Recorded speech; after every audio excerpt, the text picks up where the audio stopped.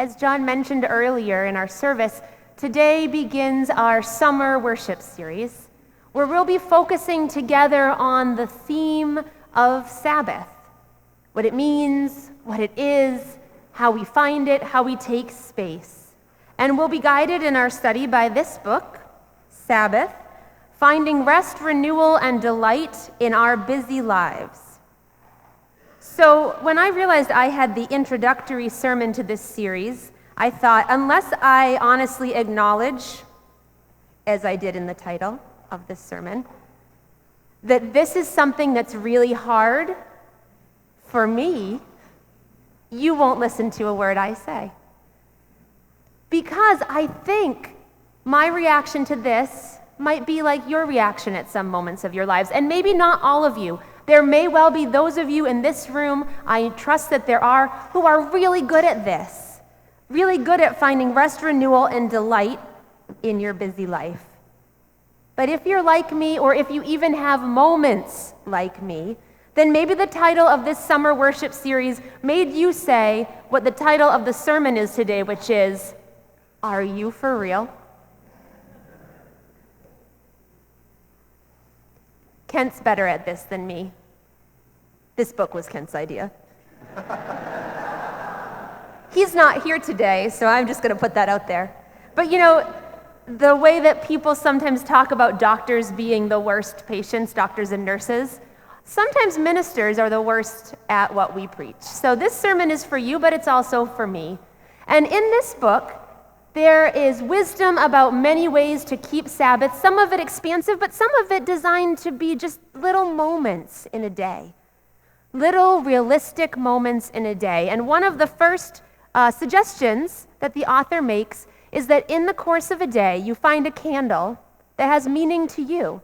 It might be sacred in some way. It might just be beautiful. So I've chosen the candle I lit at the start of this sermon, which was a candle given to me as a gift from our youth groups at my 10-ish anniversary here, because no one knew, including me, knows when to start counting for my time here.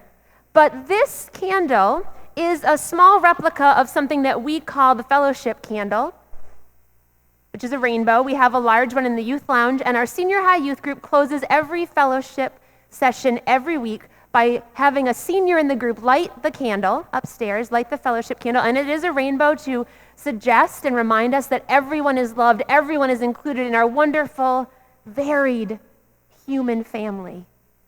And we take a moment at the end of every single senior high fellowship program. No matter how chaotic or how crazy that program has been, no matter if it's been a serious discussion or one where we've been running around the church playing some game that was concocted by Joe Boscia. And we light a candle and we go around the room and we share first the concerns that might be in our lives. And everyone in the room has a chance to share a concern. Now, the rules that the youth have created for this time say that you can pass if you don't have a concern that you're comfortable sharing. But then we go around again, and everybody shares one celebration from their life. And in the rules that the youth have created for this space, you can't pass on celebrations because they say you can always find something worth celebrating. And so I realized that when we do that, we're creating a moment of Sabbath.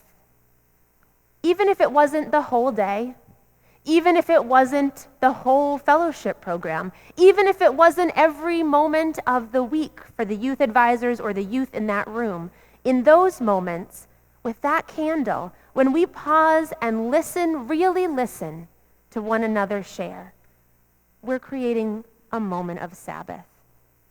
And that's the suggestion that this book begins with, that during the course of a day, you find a candle that has meaning to you, and just find a few moments to light it and to be still, to reflect on your day, to reflect on your world, to reflect on what has meaning and beauty for you. And the author says to let the busyness of the world slip away. That's the tricky part, right?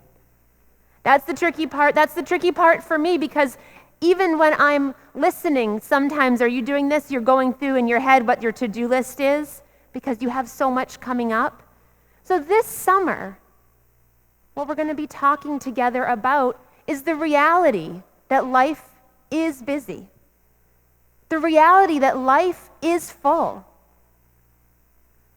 The reality that you might feel at any given moment for different reasons in different lives, overtaxed, overwhelmed, overstressed, overinformed about the news, overwhelmed. And that it's critical to our well-being as people to find place to let the rhythm of life take hold of us. If you think about the rhythm of the world, the rhythm of the planet as it's designed, as God designed it, there are seasons and rest-taking and Sabbath.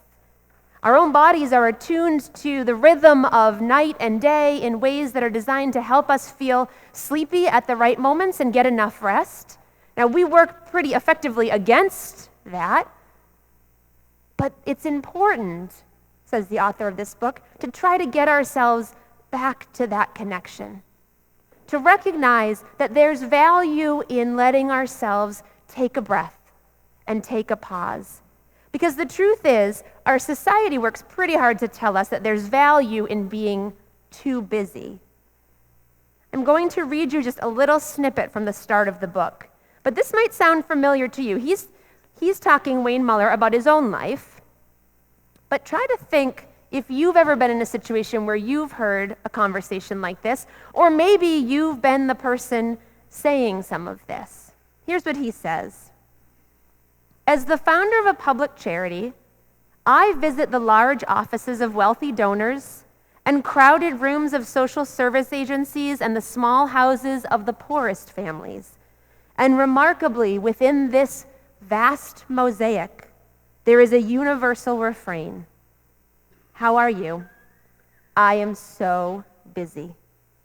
It doesn't seem to matter if the people I speak with are doctors or daycare workers, shopkeepers or social workers, parents or teachers, nurses or lawyers, students or therapists, community activists or cooks. Whether they are Latino or Native American, Caucasian or Black, the more life speeds up, the more people feel hurt, frightened, and isolated.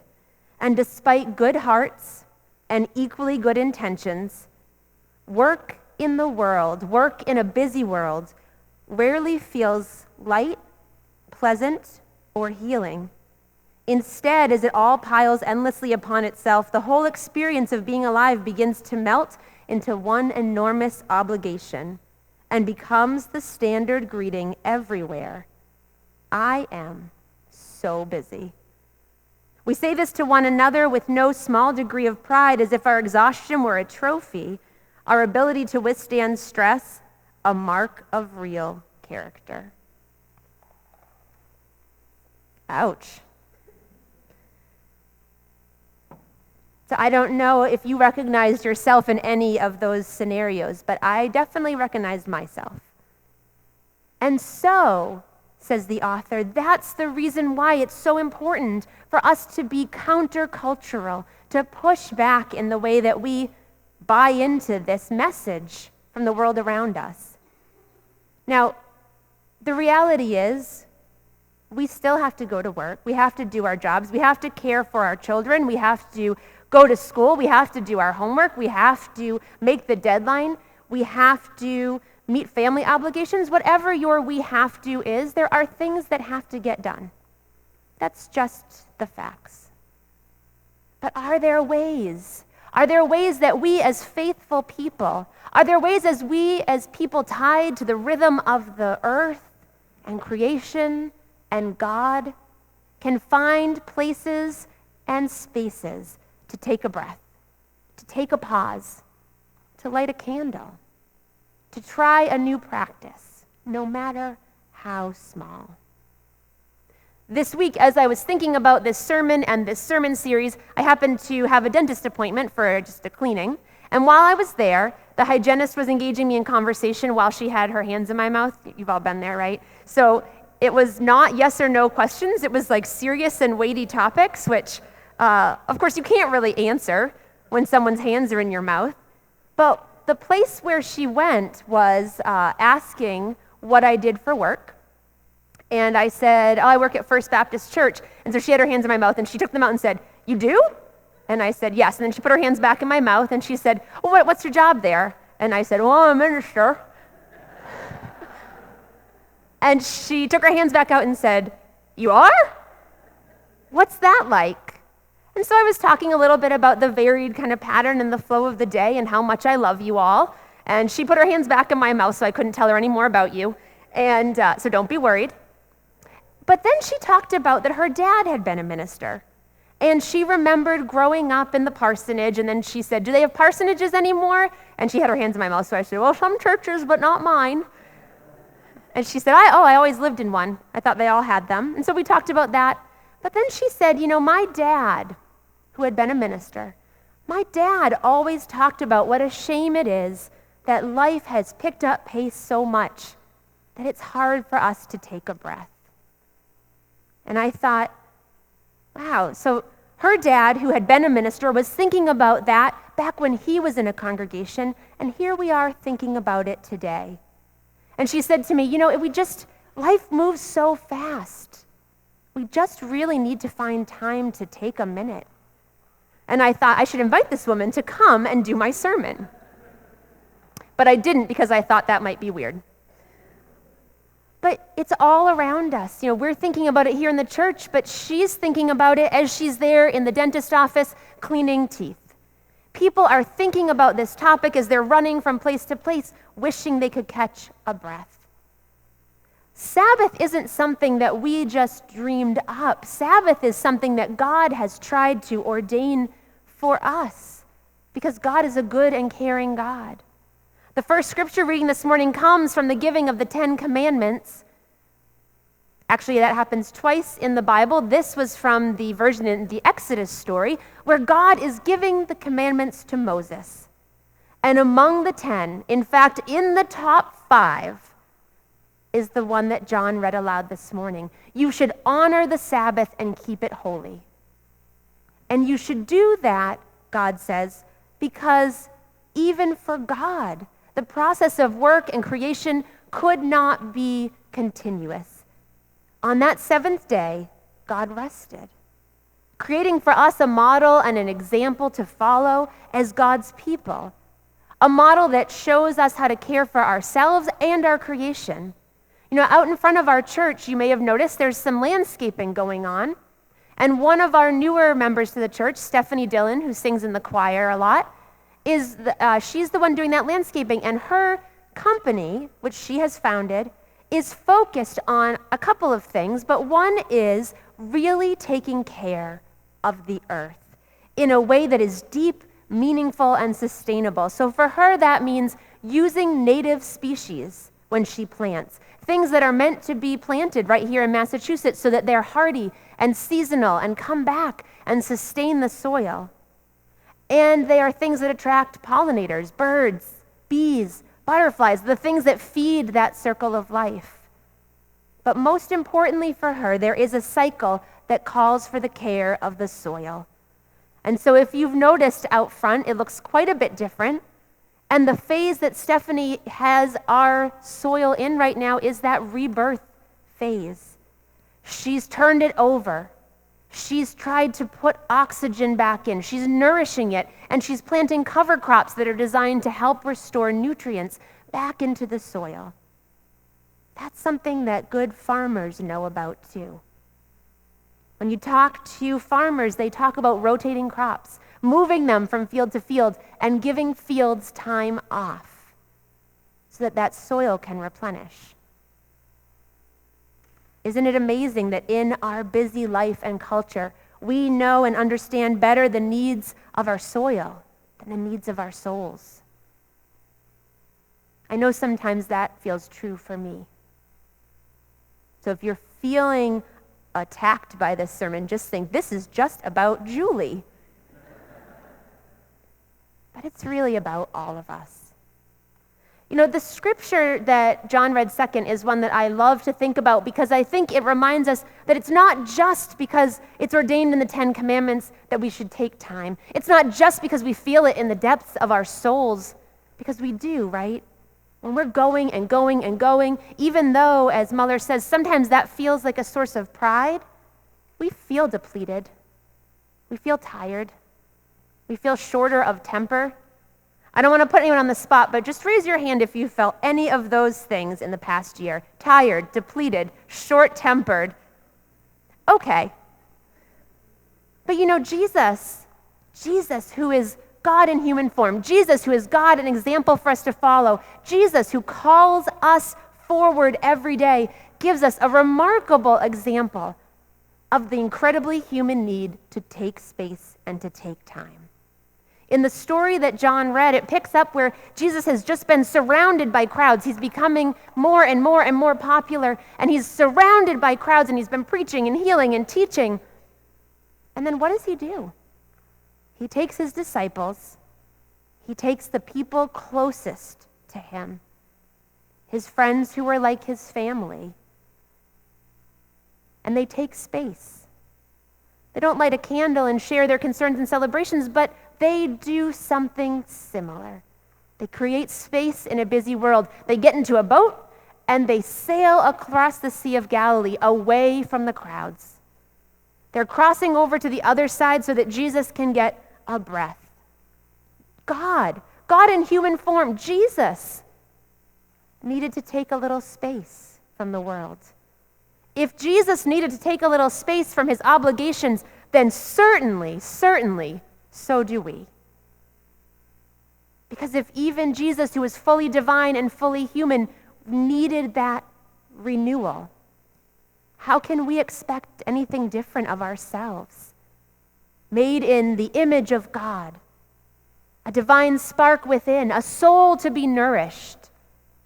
And then when Jesus is traveling across the Sea of Galilee, a big storm comes up, and Jesus is so tired, he's just sleeping. He's sleeping in the boat, and the disciples are panicking. They are freaking out. And they wake him up, and they're kind of mad. They say, "Don't you care that we're perishing?" They are panicked. And the message to Jesus is, if you really loved us, you'd be panicking too. Sometimes life gets to us like that. Sometimes our obligations speak to us like that. When we're trying to take deep breaths or to take space or to remain calm or to tell ourselves in our calm self-talk that things are all going to be okay or they'll fall into place or we don't need to answer that text message right now. The world says to us, if you really loved us, you'd be panicking too. If you were responsible, you'd be panicking too.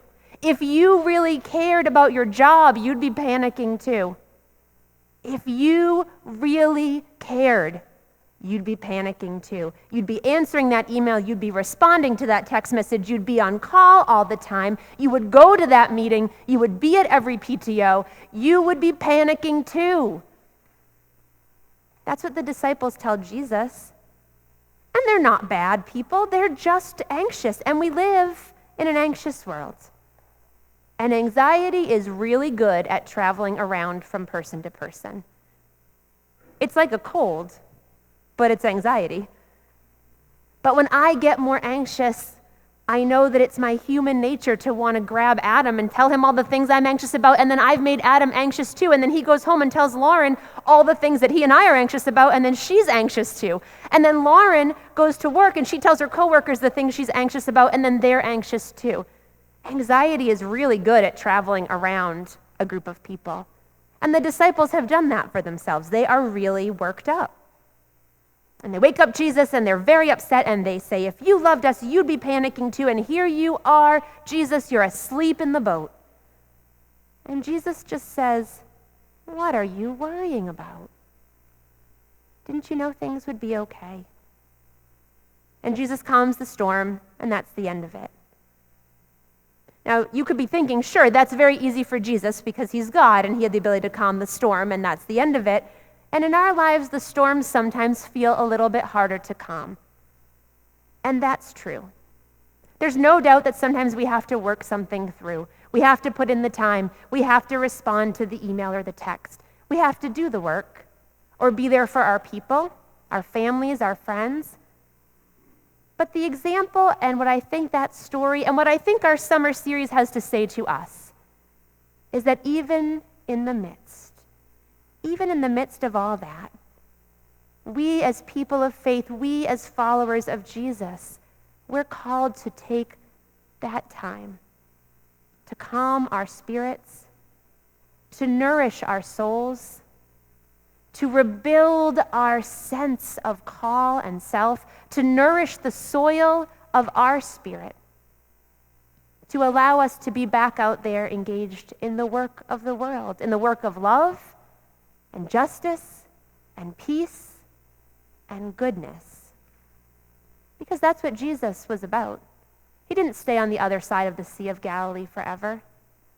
He took a pause and then he got back to it. This summer, we'll be exploring lots of ways to take a pause. Some of them will work for some of you and some of them won't. And that's okay, because we are varied and different and unique. And the idea isn't that my sense of Sabbath has to match yours, but the idea is that maybe together we can talk about that spirit, that rhythm of the world and our lives that will help us to be able to be sustained, nourished, and strong for the journey ahead. Amen.